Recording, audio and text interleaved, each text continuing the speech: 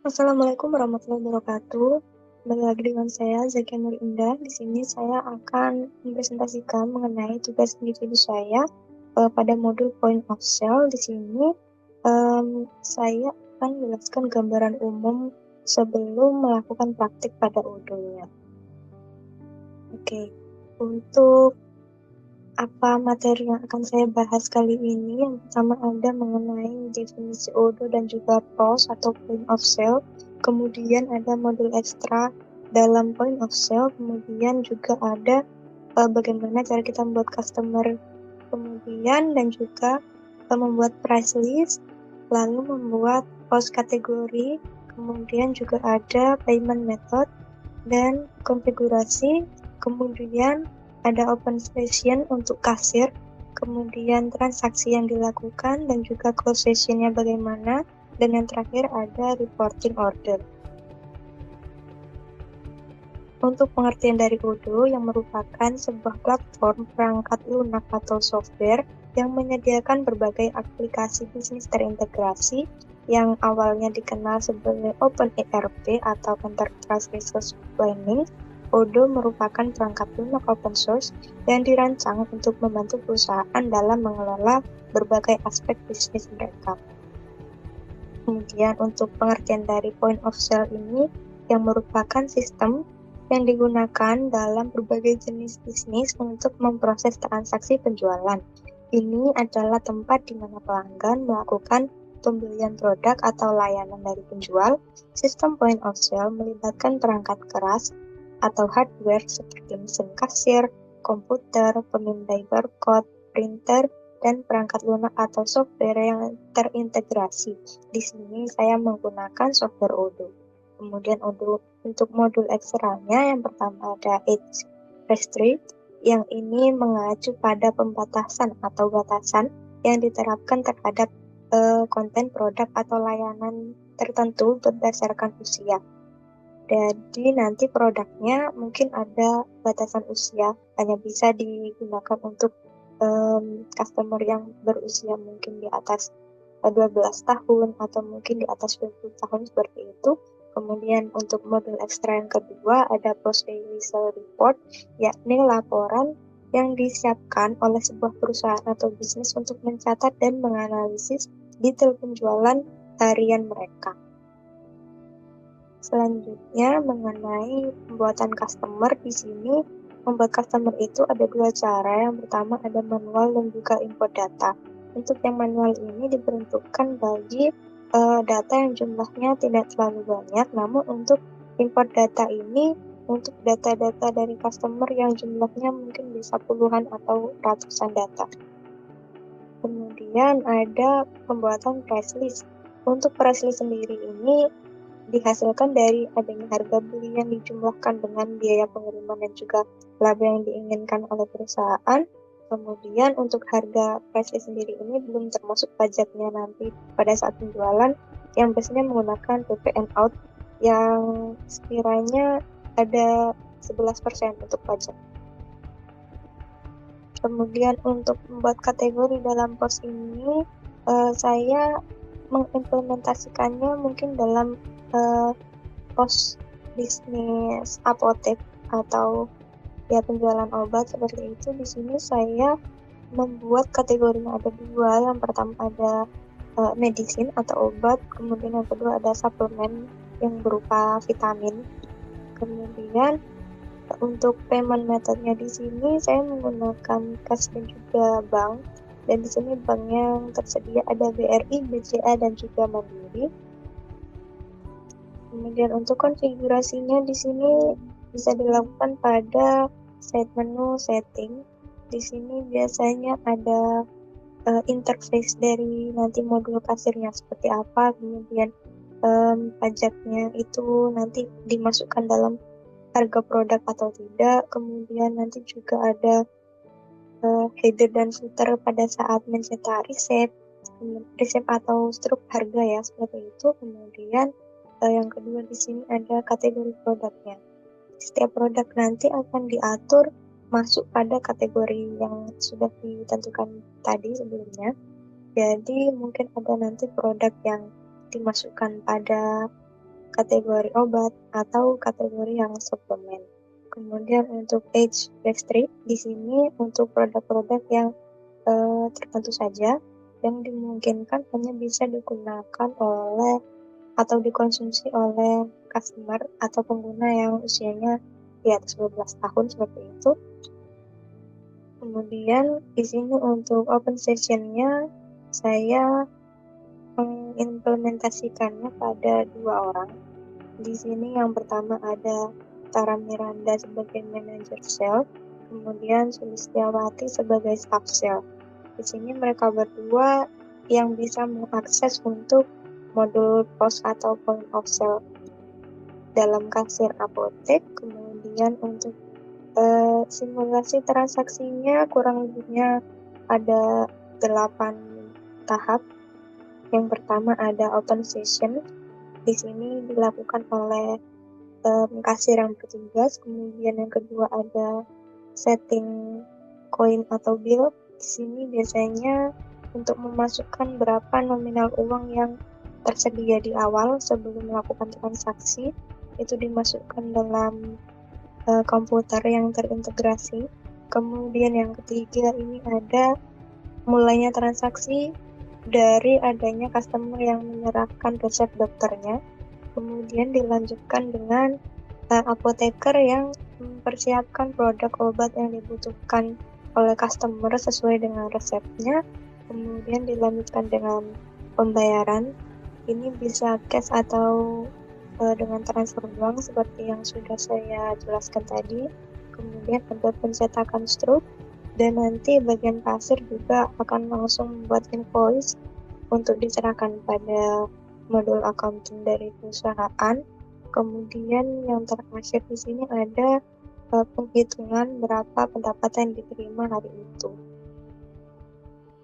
Kemudian untuk close session-nya nanti dilakukan setelah semua transaksi selesai dan nantinya akan memasukkan close count atau pendapatan yang diterima setelah transaksi semua didapatkan, dan itu akan dijumlah dengan pendapatan yang di awal tadi. Kemudian di sini ada reporting order, yakni berupa laporan. Di sini ada yang harian dan juga bulanan. Kemudian selanjutnya akan saya praktikkan langsung pada Odoo-nya. Baik, melanjutkan dari pemaparan dari PPT sebelumnya, di sini saya akan mempraktikkan melalui Odoo. Yang pertama, kita akan membuat untuk customer-nya. Jadi, sebelumnya teman-teman bisa langsung masuk pada Odoo, kemudian disetting juga untuk mengaktifkan developer mode-nya. Kemudian di sini pada modul point of sale, kita langsung klik pada side menu orders, kemudian customers. Di sini untuk membuat customer secara manual bisa langsung klik new saja. Di sini kita isikan apakah customer ini merupakan individu atau berasal dari perusahaan tertentu. Di sini kita isikan untuk namanya. Kita misalkan ini. Di sini alamatnya nanti bisa kita isikan juga, bisa melalui jalan atau kota dan juga negaranya. Kemudian di sini juga ada kode pos. Kemudian ini bisa kita isikan nomor telepon dan juga email. Kemudian nanti bisa kita simpan dengan klik save manually di sini. Atau kita bisa membuat customer secara otomatis dengan cara mengimport dari master data yang sudah ada dengan klik button favorit kemudian import record di sini. Kemudian kita upload file dan kita pilih file yang sudah kita siapkan untuk mengimport master data yang sudah kita buat untuk data customer-nya.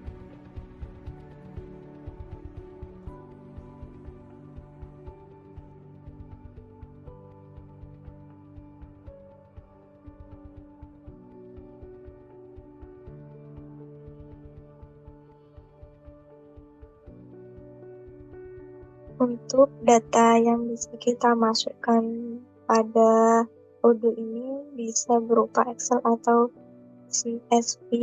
Kemudian untuk Excel di sini bila ada beberapa sheet yang kita buat, nanti kita bisa pilih sheet yang sesuai di sini. Untuk data customer di sini kita klik untuk customer-nya. Nah, di sini semua field-nya sudah terisi dan tidak ada yang berwarna kuning atau tidak sesuai dengan field-nya. Di sini kita bisa tes. Nah, di sini ketika dites dan semuanya sudah valid, kita bisa langsung melakukan import datanya. Karena saya sudah pernah mengimport, jadi bisa saya skip untuk importnya. Kemudian yang kedua, kita akan membuat price list. Di sini untuk membuat price list secara manual, di sini juga bisa klik new dan isikan data-data yang memang diperlukan untuk data price listnya. Dan bila data price listnya ini berjumlah banyak ya, kita bisa melakukan import juga dengan cara yang sama dan kita pilih untuk filenya.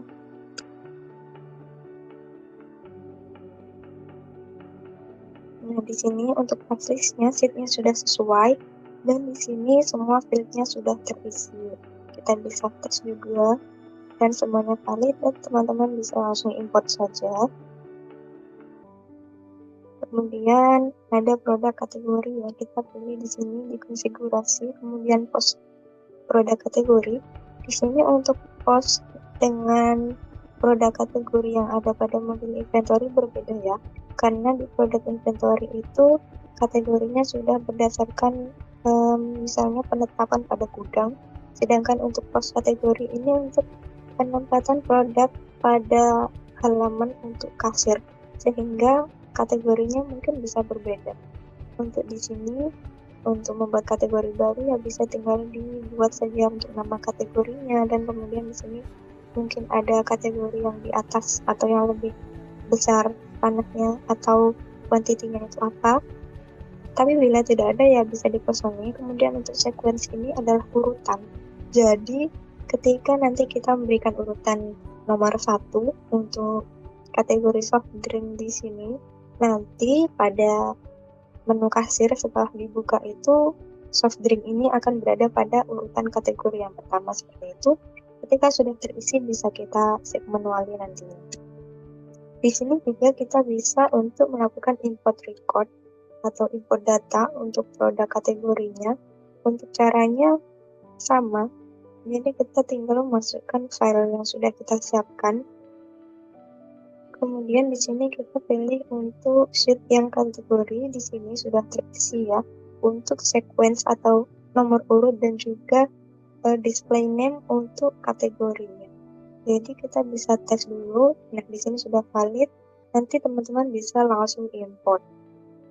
Untuk kendala-kendala yang biasanya dialami oleh teman-teman ketika mengimport data itu, yang pertama adalah field-nya yang tidak sesuai. Kemudian juga pengisian dari untuk kolom-kolom pada Excel itu ada yang tidak sesuai dengan template yang ada pada Odoo. Jadi teman-teman harus sesuaikan dengan template pada Odoo-nya. Kemudian untuk master data yang keempat ini, yang pertama ada payment method. Di sini teman-teman juga bisa membuat secara manual dengan klik button new di sini, atau kita klik untuk import datanya.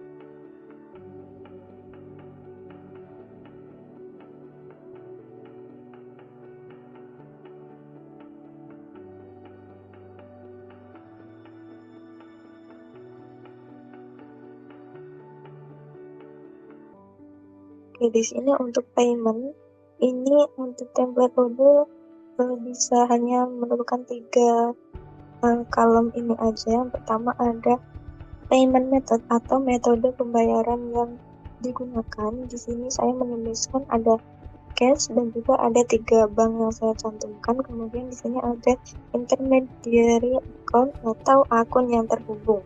Di sini saya memilih dengan piutang usaha karena nantinya pembayaran yang dilakukan nanti akan masuk pada akun piutang usaha.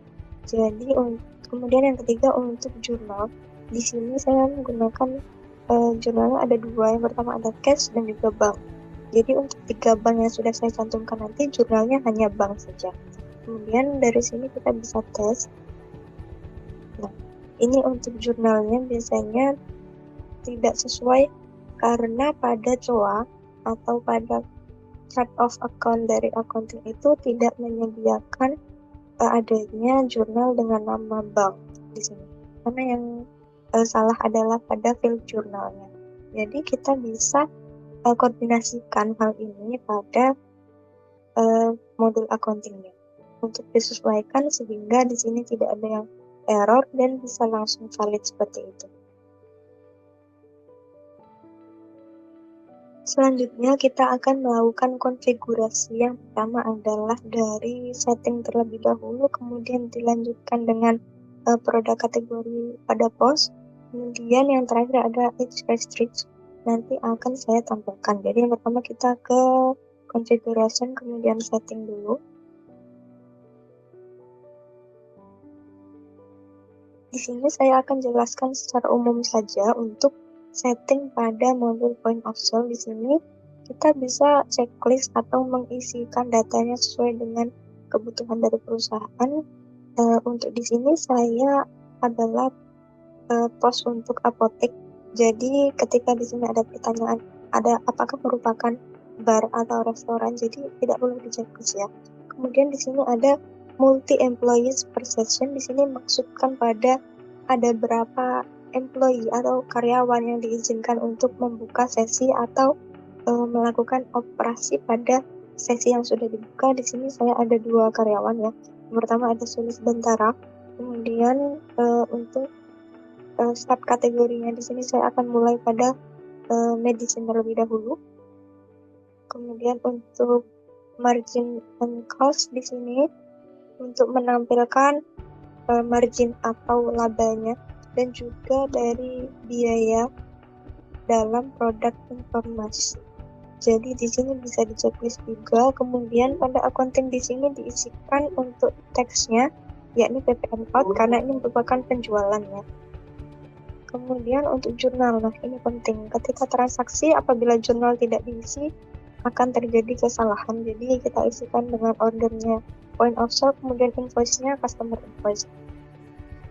Untuk jurnalnya juga bisa kita diskusikan dengan modul accounting sendiri supaya bisa sesuai dan tidak terjadi error seperti tadi.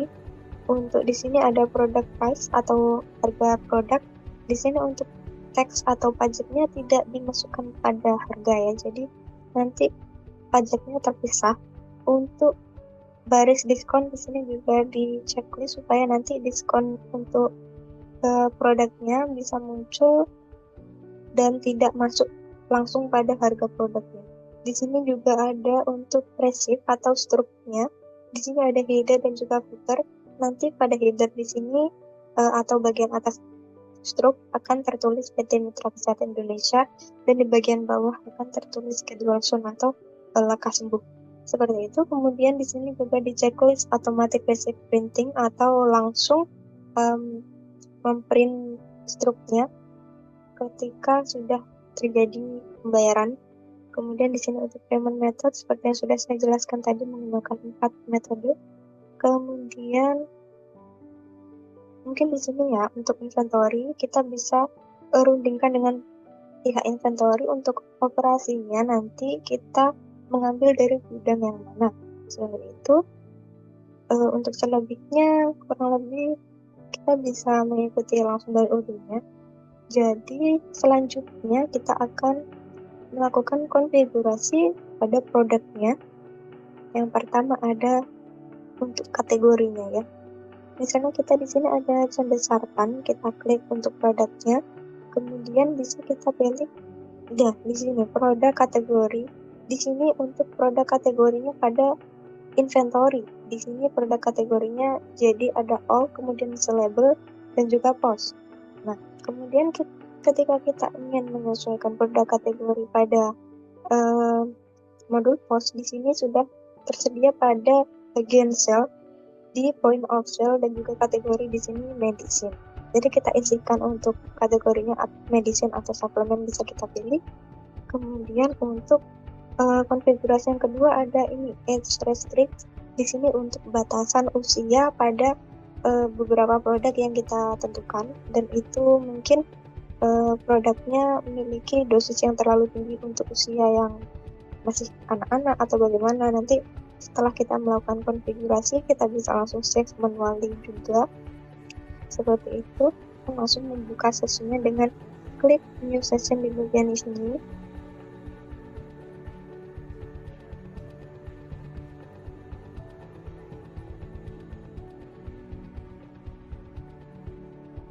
Nah, di sini kita bisa memilih kasir, karena saya sudah menyeting bahwa karyawan yang bisa mengakses kasir ini hanya Sulis dan Tara. Saat ini saya masuk dengan akun Tara, sehingga saya akan memilih Tara sebagai kasirnya. Nah, untuk opening cache di sini kita bisa langsung terisi ya opening cache-nya. Kemudian kita bisa langsung ke open session saja. Nah, di sini saya akan mengisikan beberapa transaksi. Ya, ini yang pertama mungkin bisa dari sesuai dengan senario, kita bisa langsung cari saja untuk Libby. Nah, di sini. Oke, customer Libby di sini sudah tertera ya. Kemudian untuk produknya adalah Fituno. Kita bisa search saja produknya.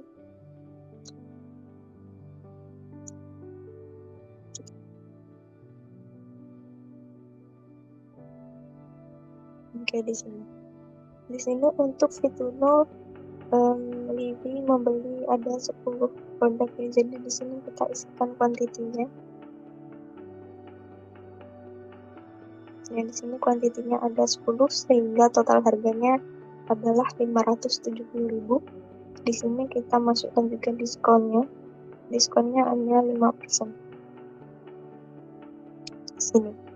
Nah, ketika diskon sudah dimasukkan, nanti harganya akan menyesuaikan. Harganya yakni totalnya ada 541.500 ya. Kita bisa langsung menuju ke customer note untuk mengisikan mungkin bagaimana dosis atau waktu terbaik untuk minum Fituno ini. Ketika sudah, kita bisa klik OK. Nanti langsung kita menuju ke payment. Karena Libby menggunakan metode pembayaran cash, di sini kita bisa klik untuk cash-nya. Kemudian juga kita bisa langsung klik invoice untuk langsung membuat invoice. Jadi di sini langsung kita validate saja.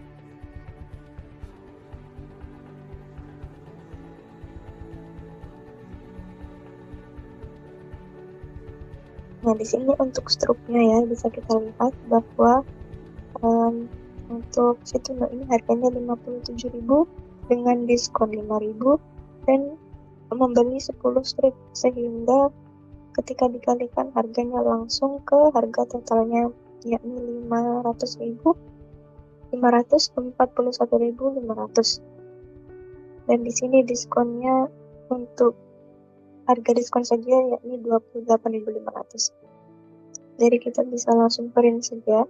Nah, setelah itu untuk menutup sesi, di sini kita bisa langsung klik pada close pada pojok kanan atas. Di sini juga kita isikan untuk counternya sesuai dengan harga yang ada di sini. Kita isikan 154.000 ya.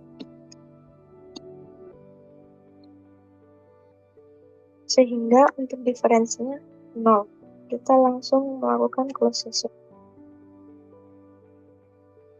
Untuk memastikan apakah nanti sesinya sudah tertutup secara fix atau belum, di sini kita bisa klik untuk sesi yang terbaru yang ada paling atas sendiri.